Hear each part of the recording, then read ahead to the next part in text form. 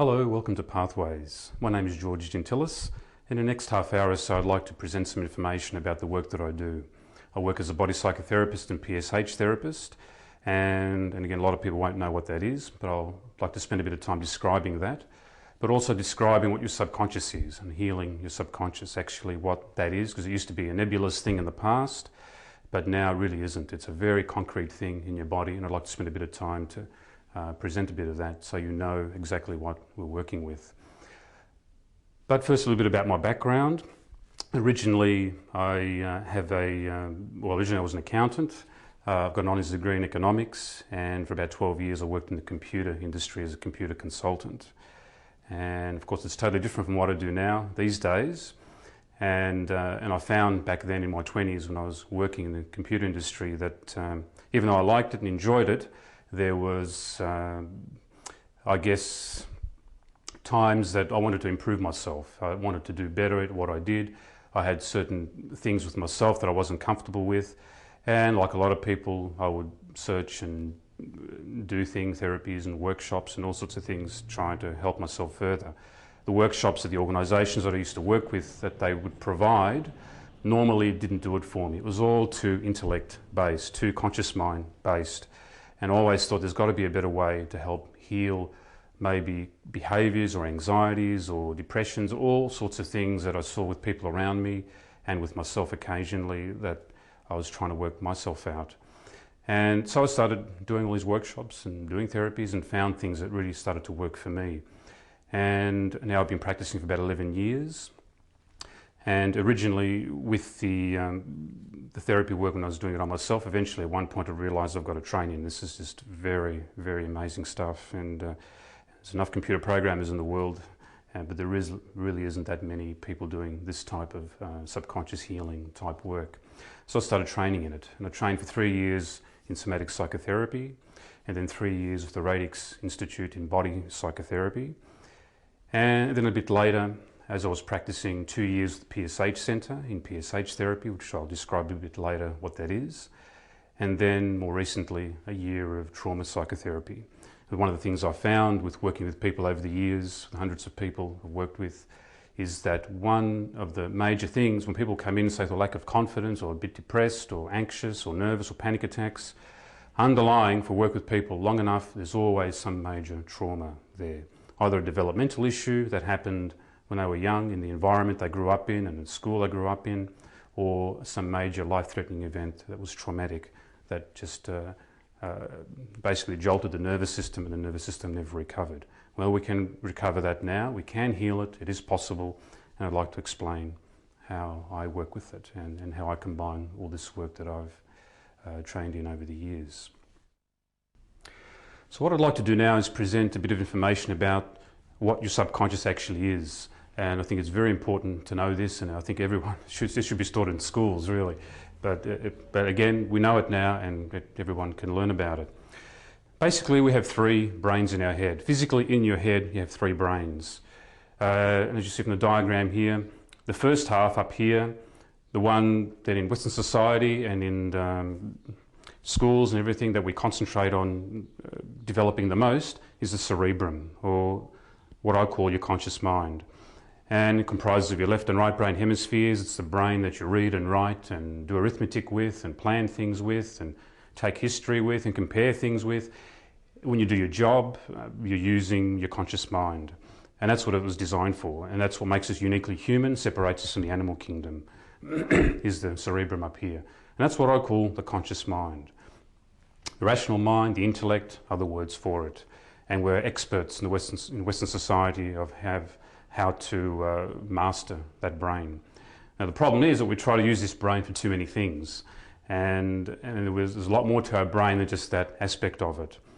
And the subconscious literally begins physically in your body from the second brain down. Second brain is what I call the limbic brain, also called the feeling brain. It's the brain that you feel feelings with, basically. All your emotions are indexed in there. It's behind your eyes, middle of your head. That brain determines how you feel about people, how you feel about places, how you feel about things, how you feel about yourself, all your feelings, human feelings. The limbic brain is sort of the center of it all. Now it does, of course I'm oversimplifying this presentation obviously just to make it simple. Obviously it does a lot more than that, but feelings, definitely we know now that that's where they come from. And it's a very important point to note. The language of your cerebrum is words, English. What we're doing right now is you're listening to me, sitting there watching, you're using this conscious mind to make sense of what I'm talking about. You're not using the others as much. They're still active obviously, but it's your conscious mind that's really doing the work here.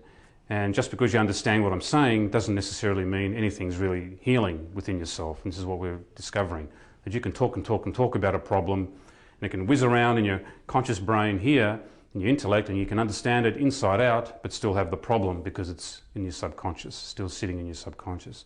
And it's this bit, your subconscious, from your limbic brain down throughout your body, that I've been specialising in the last 11, 15 years now. So, the language of your limbic brain is feelings. Every time you feel feelings, how well your relationships go with friends and teamwork at work and everything is determined by your feelings, basically. And it's all developmental things from growing up with mum and dad, how you interacted with them at school, all of that. That's all your feelings and your emotions.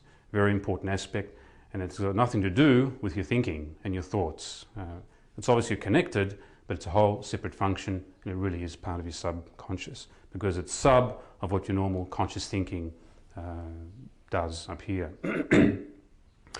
Underneath that brain, the lower brain, behind your mouth roughly, back of your head, attached to the limbic brain is the cerebellum. That's also called the sensory motor brain, or as we used to call it in the past and still sometimes do, the primitive brain. It's by far not a primitive brain whatsoever. Controls every time you blink your eyes and nod your head and beat your heart and walk, all your motor functions, body temperature, digesting food, the rate that you breathe, beating your heart, all of that sensory motor brain is active very much in all of that. That's connected to your brainstem, which is connected to your central nervous system going down your spine, and your autonomic nervous system. That's all the nerves that go to every muscle, every organ, every bone in your body.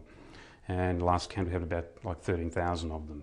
And literally the work that I do and what subconscious work is working from that limbic brain behind your eyes, down through that lower brain, brainstem, central nervous system, autonomic nervous system, right down to the tip of your toes. Really that's what you've got to work on because that's you. That's you. That's you functioning and with habits and patterns and feelings and sensations, and your ability to act in the world is determined really by your autonomic nervous system, and it's linked to your whole body. We know now that that autonomic nervous system is the highway for your emotions, and we know now what emotion looks like. It's literally called them neuropeptides, little tiny little wriggly things that we all have in our body, and we've got billions of them just flowing through the nervous system like a highway. And in various organs and muscles and bones in your body have cells. Obviously your whole body's made up of cells, and a lot of those cells have receptors for these neuropeptides, for emotions, and so we have that strong link between physical symptoms and your health of your body along with your emotional state, because it literally is one unit. And so emotions aren't this nebulous thing anymore, they're actually physically in there in your body flowing. And normally we feel them as waves and twitches and pressures and queasiness sometimes in your belly, all sorts of little sensations that tells you something is shifting in there at the cerebellum level, and when the feelings attached with it, an emotional level as well. And that's all subconscious, and it's really what you need to work with if you want to fully complete something, be more fulfilled in your life. You really need to work with your whole body, not just the intellect sitting there talking. The intellect can help to a degree, but a lot of times, and a lot of the people that I see have been to counsellors for years and psychologists for years, psychiatrists for years, been on drugs. Drugs, literally what they do is suppress the nervous system's response. It's not healing in a lot of cases, it's just coping. What you really need to do is find ways to help this nervous system complete what it's trying to do. Complete the feelings that never happened, complete the movement that never happened when it got stuck in the past, when a trauma happened, or a developmental issue with mum or dad or friends or school, just something wasn't allowed to be expressed.